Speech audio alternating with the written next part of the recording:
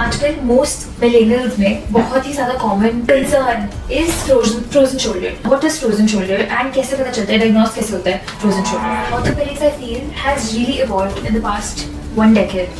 So, आपके हिसाब से ऐसी कौन सी लाइफ चेंजिंग क्रेजिएस्ट एडवांसमेंट्स हुई in terms of treatment and diagnosis even? Like you just mentioned about AI, I've been listening a lot about ultra-low CT scan and AI generated reports. So full body AI screening, right? So what do you have to say about it? Do you think it really works or is it just a gimmick? Is it the case that the robot basically copies the exact style of a doctor performing a surgery?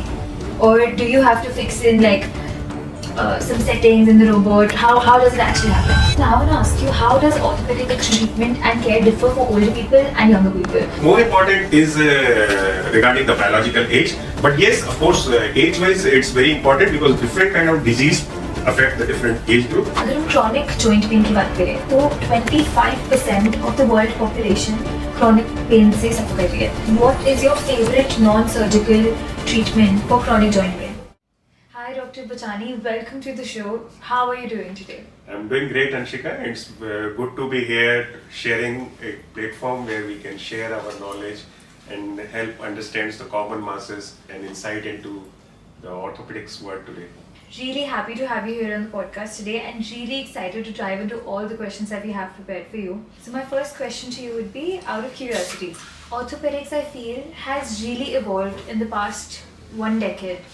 So आपके हिसाब से ऐसी कौन सी life changing craziest advancements हुई है in terms of treatment and diagnosis even? See, if I would not say it's only last 1 decade. Yes, last 1 decade has been pretty exciting. We need to go to the basics of why there are so many life-changing advancement has taken place in orthopedics compared to other branches of the medicine. Now, orthopedics is a mix of, I would say, engineering as well as the biologics. It's an amalgam of both, and there is tremendous advancement in occurring in both the fields. Okay. So, somehow the pace in the engineering background has, if we see all over the world, when it comes to communication, when it comes to AI, when it comes to metallurgy, so many advancements have taken place which are far ahead than we have been able to keep pace in other fields. Right. So we are getting the best of both the worlds as well as challenges, emerging challenges. So now there are biologics, there are regenerative medicine, there are metallurgy. We do have a good amount of metallurgy available with us. We do have robotics, we do have AI, we do have 3D printing implants. So all these things are revolutionizing the concept and basis of giving and imparting treatment to our patient so that they can get back to on their feet and perform in their day-to-day routine with the optimum outcome. So that has been it's a pretty exciting word and pretty exciting opportunities, I would say, in orthopedics. Of course, definitely. Like you just mentioned about AI, I've been listening a lot about ultra-low CT scan and AI generated reports. So full body AI screening, right? So what do you have to say about it? Do you think it really works or is it just a gimmick? See, nothing in science we have learned from age old. As such, no particular advancement in itself is enough. There are complication side effects to it, as well as how you are going to harness that advancement is more crucial. Now, AI in orthopedics, I suppose, as well as in any critical branch of the medicine, is going to play a role, a lot of role. Now, in our day-to-day practice, like in orthopedics, AI, I find like even from medico-legal point of view, right from the OPD itself, outpatient department. Now, imagine a patient. Earlier, we used to just write the handwritten prescriptions to the patient. Yeah. Now, with the AI, patients get immediately the type version and even in the kind of language they want. Okay. And this does not involve too much effort on the part of my reception staff. Okay. So they are either able to take a pic of it, they just have to download it, or they have to scan this thing, and AI helps it to convert into a digital prescription as well as this thing. So patient come to me coming from office, oh sir, I forgot my prescription. Yeah. No worries, we do have on your mobile itself in this thing. We do have patients coming from a different cultural or language, patient coming from Karnataka, Bangalore, Hyderabad. So they do get their prescription in their own language. So it does help us in coping up with the optimum kind of delivery system of the healthcare, as well as from medico legal point of view, it helps me to save the records, because otherwise keeping a mammoth portion of the paperwork and tracing it back and so on requires hell of a lot of effort and inefficiency. Definitely. So this is just one small example. Now it comes to basically giving optimum kind of training, as well as we are able to see in virtual world what AI can deliver in the real world scenario when it comes to complex surgeries. Even there are AI based and techniques are there. We are able to do virtual arthroscopy and joint replacement surgery. There is a virtual with the 3D camera and specs. You basically create a virtual operation theater. How is it possible? It is already available. A lot of companies are already offering it. Okay. So even for the trained surgeon as well as for the newcomers. So without actually getting in the operation theater, your hand movements are simulated in that environment. You are able to do surgery and see if you commit a mistake, what happens. Or if you do this thing, so your hand movements, everything is mimicking whole real dimensions of the operation theater, the virtual patient, but the steps are real because your hand movements are mimicking by the AI this thing. So many tremendous, unlike way back when we started our training, 80s, 90s, then in a particular medical college or school, what kind of opportunities do you have? You used to have that environment to help you grow. Yeah. So if you, like I remember I had to go to Asia Pacific. Initially I am from graduate from Delhi medical colleges. Yeah. So I went to Mumbai to advance my surgical training. Then I realized there are still lacunae are there. So I went to Asia Pacific best hospitals, like trained in Singapore General Hospital, in Australia. Then further on I went to Germany for my advanced training in revision joint replacement as minimal invasive. Then I realized shoulder is still one of my this thing. So there are some of the good centers of the shoulder in South Korea and France. I went over there, and recently I visited Italy, one of the shoulder referral center. So you have to actually go to this thing. But now the scenario is really exploding. There is a virtual and real scenario you can get sitting at your, you don't have to travel this thing. There are so many opportunities are coming up. It's really exciting and really mind-boggling also. And in future we may be able to use the AI to even perform surgeries without actually visiting the site. Already I am doing robotic knee replacement surgery also.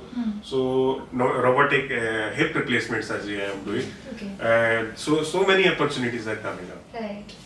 So in a robotic hip replacement or a knee replacement surgery, is it the case that the robot basically copies the exact style of a doctor performing a surgery, or do you have to fix in like some settings in the robot? How does it actually happen? No, like right in the beginning I said, no advancement is complete unless you know how to harness it. I am firm believer it's the man behind the machine which is very important. Yeah. So initially I was very skeptical when I took the robotic surgery. Yeah. Now giving a background, I am actually trained in navigation surgery long time back, even when it entered India. Okay. So I was in 2004 in Singapore General Hospital. There was navigation knee replacement, and that means I am talking about 20 years back. Okay. So that time there were not too many navigation surgeries available in India at that point of time. At least I am not aware of that. So I was doing since I was working in that hospital, and there was a Asia Pacific training course for a day was going on. So I was part of that team who was basically in the organizing team. So I had exposed. So, but I was skeptical when it came because I said I can perform already so many surgeries I am performing. I was trained in MIS, minimal invasive joint replacement surgery in World's Best Center, and I was delivering my results were good. So why should I make a shift? That was I asked the question myself. Yeah. So now robotic surgery helps to me initially help in planning, executing this thing where there are difficult landmarks are available. Yeah. Even in a conventional, let's say knee replacement or this thing, we have to rely upon nature's parameters of hip, knee, ankle in order to establish the correct axis and the soft tissue landmarks. So it is not that over there we are using cerebral cortex robotics Okay. in order to perform. But when these landmarks are obscured, say there is a nail inside the bone, femur bone, so I can't use these landmarks. So in order to increase my accuracy, now either I use external jigs and all that, which complicate the matter, or start bringing some inaccuracy.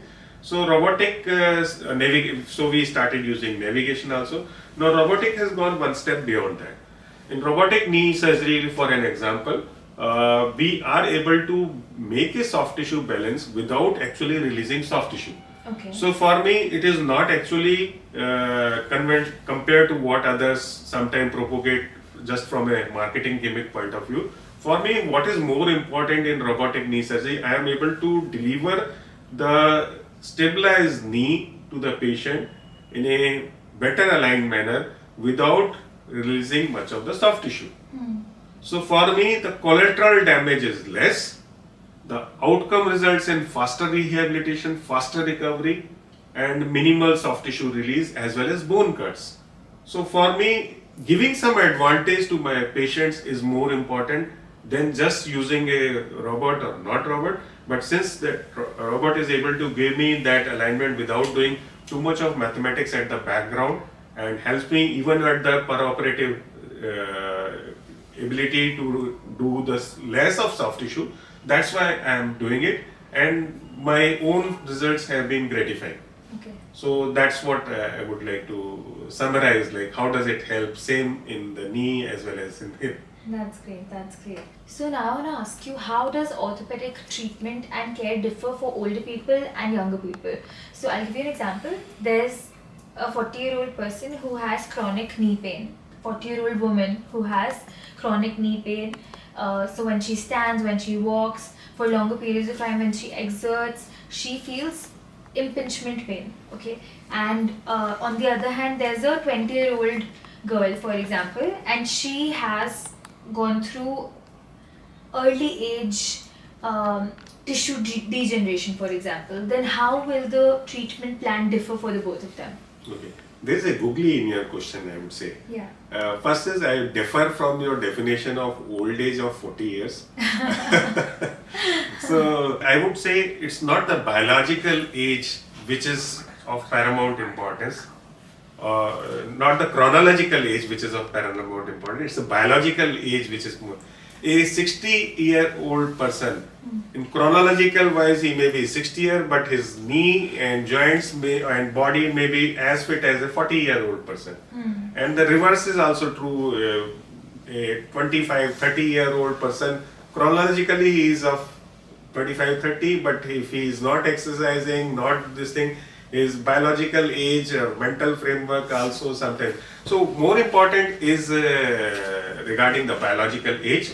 But yes, of course, age-wise, it's very important because different kind of disease affect the different age group.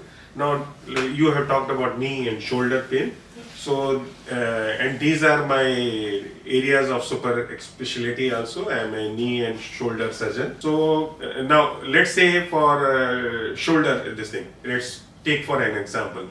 बचपन में छोटे बच्चों में या young adults में there will be chances of कंधा उतरना या chronic recurrent dislocation, instability जहाँ पे ये प्रॉब्लम ज़्यादा रहती है.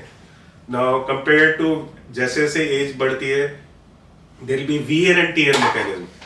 जैसे impingement, कंधे में दर्द और पेशेंट अपना कंधा नहीं चला पा रहा, या जिसको बोलते हैं frozen shoulder common language में, although there is nothing like frozen shoulder में. But let's say since by age old that nomenclature is used, I don't use it. I call it stiff shoulder. So that is there. Now जैसे से और as advance बढ़ती है, degenerative changes, जिसको osteoarthritis primary और secondary osteoarthritis of the shoulder. So वहाँ पे cuff tears and all these things. तो सबसे age helps us to basically identify because symptoms सब में same रहेगा. Now symptom shoulder में क्या होगा? Pain हो सकता है, दर्द रह सकता है आपका, जकड़न रह सकती है, stiffness रह सकती है और movement restriction होगा. Right. अब ये सिम्टम्स लेके जैसे कई बार पेशेंट मेरे को फोन करके बोलते हैं कि डॉक्टर साहब हमें पेन हो रहा है, क्या करना चाहिए. Now how do we basically advise them. Now there is a age of telemedicine also. तो basically by knowing as I am not asking as just to for sort of just do the clerical work, but it helps to me to focus की क्या वजह हो सकती है उसको और क्या बाय हिस्ट्री से क्या सर्कमस्टांसेस है, कौन सी कंडीशन उसमें बिना पेशेंट को देखे I am already getting so much of data कि उसको क्या हो सकता है based on my experience this. And so basically सबसे पहले किसी भी मेडिकल फील्ड में या जैसे किसी इवन फॉर शेरलॉक होम्स के लिए unless he know कि क्या circumstances थे, it will be difficult for him to diagnose. Similarly is medical science. Definitely. Unless you know कि age क्या है, history क्या है, तो आपको सबसे पहले एक करेक्ट डायग्नोसिस पे आना आवश्यक है. सो इस डायग्नोसिस को जरूरी नहीं है मेजॉरिटी ऑफ द टाइम बिना इन्वेस्टिगेशन के, लाइक शोल्डर पेन के लिए भी as well as for knee pain के लिए, because age wise different symptoms will be there. Old age में नी में osteoarthritis will dominate, young persons में sporting injuries like meniscal injury, traumatic cartilage injuries dominate करेगी, ACL, PCL, multi ligamentous injury, road traffic accidents, these will be dominating. और बच्चों में there can be patellofemoral disorders. Knee pain common होता है, सीढ़ियां उतर रहे चढ़ रहे हैं, जैसे जैसे एज में एडवांस होती जाती है. इवन पेशेंट में भी हैविंग लाइक अगर 70 ईयर ओल्ड पर्सन मेरे साथ आए, उसको इंस्टेबिलिटी भी है, उसको बोलो कोई ACL डैमेज है, लेकिन आई नो उसको ऑस्टियोआर्थराइटिस, मेरी ट्रीटमेंट ही टोटली चेंज हो जाएगी. सो मेरे लिए सबसे आवश्यक है कि पहले डायग्नोस की जाए कि उसको क्या कंडीशन है. तो उसके लिए age also helps. Once I know what condition that person or patient is suffering from, now I have to make a tailor-made approach to his demands of work. For a sports person, his shoulder and knee is bread and butter. Yeah.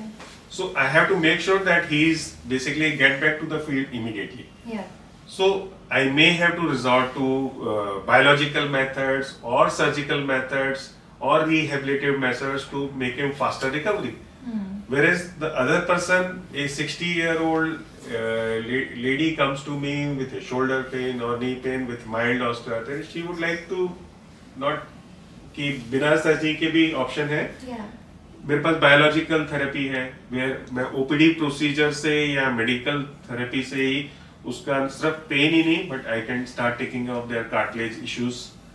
Now even advance age में जहाँ पे like 65 year old person osteoarthritis knee pain से आ रहे हैं, stiffness से आ रहे हैं. नाउ एक और चीज इंटरेस्टिंग अगर आपने नोटिस की होगी, knee replacement has seen A ट्रेमेंडस advancement. I am doing MIS knee replacement, जहाँ पे बेसिकली मेरा इंसिजन एक फिंगर ब्रेड से भी छोटा है. तो पेशेंट जिस दिन ऑपरेशन करता हूँ उसी दिन शाम को खड़े होकर चल सकते हैं. एंड रोबोटिक नी सर्जरी में कर रहा हूँ. लेकिन उसके बाद भी बहुत सारे पेशेंट बोलते हैं कि डॉक्टर साहब हमें पता है हमारा घुटना खराब हो गया, सब लोग बोल रहे हैं सर्जरी करनी है, रिप्लेसमेंट. मैं रिप्लेसमेंट नहीं करवाना चाहता, क्या आप मुझे मेरा घुटना बिना रिप्लेसमेंट के भी ठीक कर सकते हैं? Now yes, the answer is yes. I do even knee preservation surgery or knee preservation procedure. कुछ केसेस में बिना सर्जरी के, और कुछ केसेस में अगर सर्जरी करने की इतनी पेशेंट का एडवांसमेंट इतना ऑस्टियोआर्थराइटिस का हो गया है कि पेशेंट को हम सिलेक्टेड केसेस में बिना नी रिप्लेसमेंट में उनका ओरिजिनल नी हम बचा के रख सकते हैं. जैसे मेरे पास patient I will tell you rural background से या मैनुअल वर्कर्स आते हैं, उसकी रिक्वायरमेंट है कि मेरे को सर्जरी तो कर दो, मेरा चाहे घुटना खराब हो गया, लेकिन उसके बाद I have to attend to the nature's call. मेरे को फील्ड में भी काम करना है. मैं दोबारा से फॉलो अप के लिए मैं इतनी प्रिकॉशन नहीं ले सकता कि आप मेरे को बोलो कि चेयर पे बैठो ये सब करो. उसके लिए I would prefer to do knee preservation surgery. Okay. What is a knee preservation surgery? Now, knee preservation surgery is very interesting. This thing basically we realign the knee so that we are able to build up the axis of the knee. Okay. So there is a regeneration of the articular cartilage Okay. with or without use of biologics. We may have to resort to high tibial osteotomy in order to correct the knee axis. What is it? See, Articular- because मुझे हाँ जी। जैसे ये सारे medical terms इतने in depth में नहीं पता, हाँ, I'm sure हमारे I- ऑडियंस को नहीं पता, I- आप बहुत सिंपल लैंग्वेज में बताओ। अच्छा, now knee preservation मैं प्रोसीजर और सर्जरी दोनों को क्लब करूंगा। ठीक है। नी प्रिजर्वेशन प्रोसीजर्स क्या है जिसमें बिना ऑपरेशन के भी हम पेशेंट को ट्रीट कर सकते हैं, लेकिन उसके लिए हमें जैसे मैंने बताया डायग्नोसिस करना जरूरी है। अगर पेशेंट का ऑस्टियोआर्थराइटिस बहुत एडवांस नहीं है, अर्ली स्टेज में है, there are medicines are also available Okay. like nutraceuticals which helps in cartilage regeneration. Lot of research is already there. Collagen peptides are there. उसके सिवा वी डू हैव, जिससे थोड़ा सा और एडवांसमेंट हो गया, लेकिन इतना एडवांस नहीं कि सर्जरी की आवश्यकता है, and I feel I can help the person regenerate the tissues. तो हम basically we can use the laser therapy and all that to stimulate the generation of the tissue, Okay. और we use growth factor concentrate, PRP analogs, stem cell, which ये सब procedure OPD में ही हो सकते हैं, आपको एडमिशन की आवश्यकता नहीं है। Okay. What's the difference between a regenerative surgery and a PRP? PRP is basically kind of a regenerative, it's a biological agent. Now if regenerative tissues are also, it's become a very scientific, but layman terms में मैं 3-4 requirement होती है जैसे regenerative tissues की। एक तो आपको sales की जरूरत है जो रीजनरेट कर सकते हैं। तो इन सेल्स का सोर्स कैन बी डिफरेंशिएटेड और अनडिफरेंशिएटेड सेल्स। Okay. जैसे मेरे को कार्टिलेज अगर बनानी है तो मैं कार्टिलेज टिश्यू को ही स्पेसिफिकली आइसोलेट करूं, जैसे नी कार्टिलेज बनानी है, मैंने नी टिश्यू की स्क्रैपिंग की, उसको लैब में भेजा, वी ग्रो द लैब, मैंने 100 सेल लिए, 100 सेल को मल्टीप्लाई करके मैंने लैक्स ऑफ सेल्स में डिवाइड किया, मेरे पास टिश्यू कल्चर आया, उसको मैं री इम्प्लांट करूं जहाँ कार्टिलेज डैमेज है। सो यहाँ पे मैंने स्पेसिफिक सेल लिया। Now undifferentiated cell like embryonic cell लिया या मेसेनकाइमल सेल लिया, उसको डिफरेंशिएट करके we inject. Now simplest form is BRP, और ईआरपी से भी एडवांस लाइक जीएफसी या बोन मैरो सेल्स, तो उनका कंसंट्रेट लेके because they release substances which helps in the healing. Okay. और कई बार हमें स्कैफोल्डिंग भी चाहिए। अब सिर्फ वहां पे सेल्स डाल दिए, वो वहां पे तो नहीं रुकेंगे, बैकग्राउंड में जैसे बोन में है, अगर वो वहां रुकेंगे नहीं, बह जाएंगे, तो मेरा कितना भी अच्छा रीजनरेट होगा वो काम ही नहीं करेगा। Right. तो sometime I need kind of scaffolding, so we use different kind of scaffolding और दिस थिंग। और ये हम अभी नहीं, एडवांसमेंट अभी है, but we have been using for last 50-60 years. जैसे for example bone grafting is also kind of a regenerative procedure. Okay. Skin grafting is also kind of a regenerative procedure. What's the cost of this regenerative surgery जिसमें आपके stem cell निकाल के lab में बेचते हैं, उनको grow करते हैं? What's the cost of this surgery? Different this thing is there. Simplest form is making a GFC or PRP, which just hardly cost few hundred to few thousands only. Okay. और OPD procedure है, तो if you see and now अगर मैं आपको जिसको आप कह रहे हैं लैब में, that is known as autologous chondrocyte implantation. Okay. That has got slightly more this thing. So stem cell को concentrate करके और this thing, so different categories. But if you see the overall benefit of किसी patient का अगर घुटना surgery से बच रहा है इतने छोटे से प्रोसीजर से, कुछ 100 या few thousands, और OPD procedure patient comes from Kanpur calls में कि डॉक्टर साहब can we do, we heard about it, I do it, patient goes back, for him it's a huge sort of benefit. Okay. For AVN hip also I am using biological agents. For shoulder also I am using biological agents. For rotator cuff repairs, so many.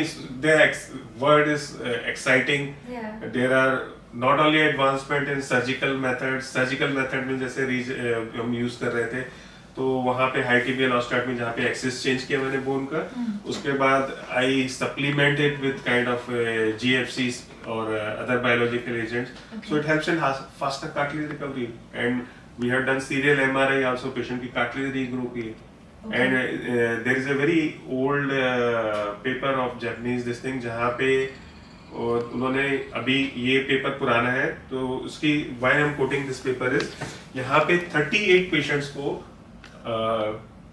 were subjected to this saving the knee surgery. Okay. Out of this 38, they were followed for approximately 34 years. 34 साल तक उनका longitudinal follow up किया गया. उसमें से 2 patient miss हो गए. 1 patient lost to follow. एक पेशेंट का सर्जरी करनी पड़ी 10 साल के बाद नी रिप्लेसमेंट करना पड़ा.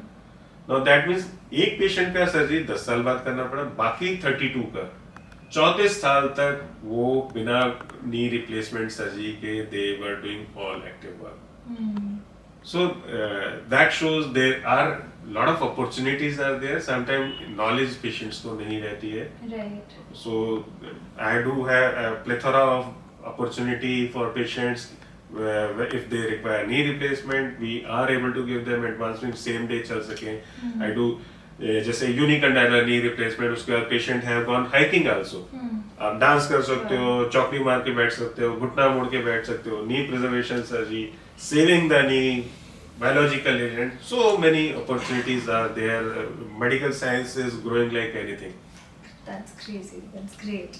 अगर हम chronic joint pain की बात करें तो 25% of the world population chronic pain से suffer कर रही है या फिर कभी ना कभी लाइफ में उनको chronic pain आता ही आता है. 25% of the world population. That's huge. So what is your favorite non-surgical treatment for chronic joint pain? आजकल मोस्ट मिलेनियल्स में बहुत ही ज़्यादा कॉमन इंजरी या फिर कंसर्न कह सकते हैं इज फ्रोजन शोल्डर या फिर कंधा जाम होना, फ्रोजन शोल्डर होना. What is frozen shoulder and कैसे पता चलता है, डायग्नोस कैसे होता है फ्रोजन शोल्डर? अंशिका, ऑलरेडी हमने इस बारे में जैसे अभी तक जो हमने काफी डिस्कशन किया, काफी सारे आंसर तो उसमें लाइक करते हैं, लेकिन फिर भी उसको मैं समराइज करना चाहूँगा. उससे समराइज करने से पहले आई विल स्टार्ट विद, जैसे हम शोल्डर और नी की बात ही कर रहे थे, ताकि पेशेंट स्पेसिफिकली समझ पाए. जॉइंट पेन कई बार patient it becomes a very vague term also, like shoulder का पेन या शोल्डर स्टिफनेस. नाउ चाहे कोई डॉक्टर हो चाहे ना हो, हर एक घर में कभी ना कभी पेशेंट को कंधा जाम या स्टिफ शोल्डर की प्रॉब्लम हमने देखा है और सभी लोग उसको ट्रीट करते हैं. मजे की बात यह है, चाहे एडवाइस हर एक को ही देगा, किसी का कंधा जाम होता है, पहले पेशेंट अपने आप ही सब कुछ करना चाहते हैं कि मेरा कंधा जाम होगा. कुछ दिनों तक मैंने अपने आप ही करने की कोशिश की कि कुछ ना कुछ करूं, मेरे पड़ोसी ने. उसके बाद जब नहीं होता तो जीपी के पास जाते हैं ना. जीपी भी उसको सलाह देता है कि इसमें ये करना चाहिए. फिर फिजियोथेरेपिस्ट के पास भी जाता है. फिर इसके बाद रूटीन ऑर्थोपेडिक सर्जन्स के पास भी आते हैं. एंड देन हमारे पास शोल्डर स्पेसिफिक शोल्डर सर्जन्स के आते हैं. नो कंडीशन एक सिंपल क्या है, शोल्डर पेन या कंधा जाम जिसको होगा, लेकिन ट्रीटमेंट विल डिफर और रिजल्ट्स भी डिफर करते हैं. नाउ जिसको हम बोल रहे थे जैसे frozen shoulder, now by it is a wrong nomenclature scientifically speaking, क्योंकि जब हम ट्रीट करते हैं there is nothing frozen inside the shoulder. तो लेकिन अगर आज से कुछ साल पहले तक तो शोल्डर का कुछ भी प्रॉब्लम होता था, for a routine doctor it will be frozen shoulder without realizing की वजह क्या है.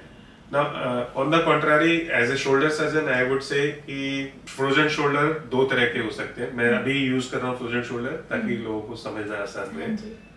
प्राइमरी स्टिफ शोल्डर, जहाँ पे इडियोपैथिक स्टिफ शोल्डर जिसको बोल सकते हैं, जो टिपिकली फ्रोजन शोल्डर की तरह ट्रीट करता है, और ये 100 में से 99% बिना किसी सर्जिकल इंटरवेंशन के इलाज किया जा सकता है. okay. सो सबसे ज्यादा लेकिन जरूरी है कि हमें आइसोलेट करना कि these are primary stiff shoulder और प्राइमरी फ्रोजन शोल्डर है. दूसरे होते हैं जिनमें सेकेंडरी कोई वजह है जिसके कारण शोल्डर स्टिफ हुआ है, जैसे इम्पिंजमेंट हुआ है, स्लैप लीजन है, इंस्टेबिलिटी है, या रोटेटर कफ शोल्डर के टिश्यूज होते हैं जो मूव करते हैं, वो टर्न है, उसके कारणवश हुआ है. अगर आपने वो मिस कर दिया तो end result initially it will present a stiff shoulder only, but if you are not able to diagnose then आप उसका कंधा खराब कर सकते हैं. okay. तो एज ए शोल्डर सर्जन जब भी मैं ट्रेनिंग भी देता हूँ ऑर्थोपेडिक सर्जन्स को या जीपीस को, मेरी फर्स्ट एंड फॉरमोस्ट उनका है कि प्लीज आइडेंटिफाई करिए कि प्राइमरी स्टिफ शोल्डर और सेकेंडरी स्टिफ शोल्डर में कैसे आप डायग्नोज कर सकते हैं। एक बार आपकी डायग्नोसिस ठीक है, तब आप जो same thing I tell my physiotherapist also, please don't start treating just blindly कि फिजियोथेरेपी शुरू कर दो। आपको डायग्नोज करना आवश्यक है।